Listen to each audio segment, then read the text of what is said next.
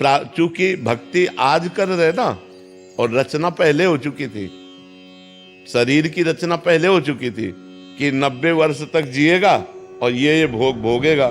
तो भक्ति तो आज हम कर रहे हैं ना, लेकिन इसकी रचना तो पहले हो गई। जैसे हमारा भक्ति का स्वरूप बाल्यावस्था से शुरू हुआ, लेकिन हमारे रोग जन्म से ही आ गया।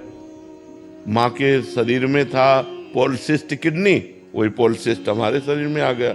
35 वर्ष की अवस्था में वो प्रकाशित हो गया। तो अब भजन तो आज हम कर रहे हैं, लेकिन पीछे जो पाप कर्म हुआ उसके अनुसार जो रखा गया दंड, वो तो भोगना पड़ेगा। समझ पा रहे हैं आप? तो ये भगवान के भजन के बल से हम धीरे धीरे से भोग सकते हैं।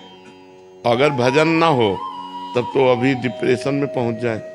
भक्ति अपना प्रभाव दिखा रही कि हर सुविधा दिए हुए है और हृदय में आनंद है, लेकिन शरीर को भोगना पड़ेगा। अवश्य में भोक्तव्यम कृतम कर्म शुभाशुभ। पहाड़ जैसा पाप नष्ट हो गया, लेकिन उससे निकाला हुआ 100 ग्राम पाप जो रचना रच गई वो नष्ट नहीं होगा, वो भोगना पड़ेगा। वो बड़े बड़े सिद्धों को भोगना पड़ेगा। कि जैसे अब हमारे चिंतन में है, अब ना कुछ खाने की इच्छा होती, ना कुछ पीने की इच्छा होती, ना कुछ भोगने की इच्छा होती।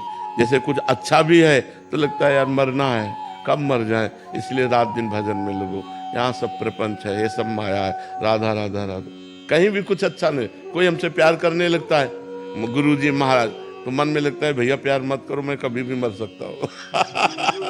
अब से मरण धर्मा शरीर है, कभी भी शरीर छूट सकता है। ये बेकार का सब नाटक है माया का। तो ये बहुत बड़ा सहयोग होता है। अब भगवान ने हमें धामनिष्ठ कर दिया, अब हम कहीं जाने लायक नहीं, बस इतना ही।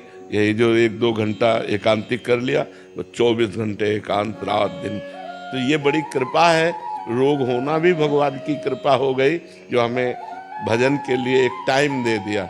नहीं, इतना व्यवहार फैला हुआ है कि हम रात दिन इसी में फंसे रहते हैं। इतनी भीड़ है, इतना व्यवहार है कि हम समय देते रहते, मिलते रहते, कुछ नहीं, बस इतना ही। प्रश्न उत्तर, इसके बाद खत्म, हमारा किसी से कोई संबंध नहीं। जो चढ़ गया उससे चल रहा है, जो बिजली और पानी और भोजन संतों का सब चल रहा है, भगवान चला रहे हैं।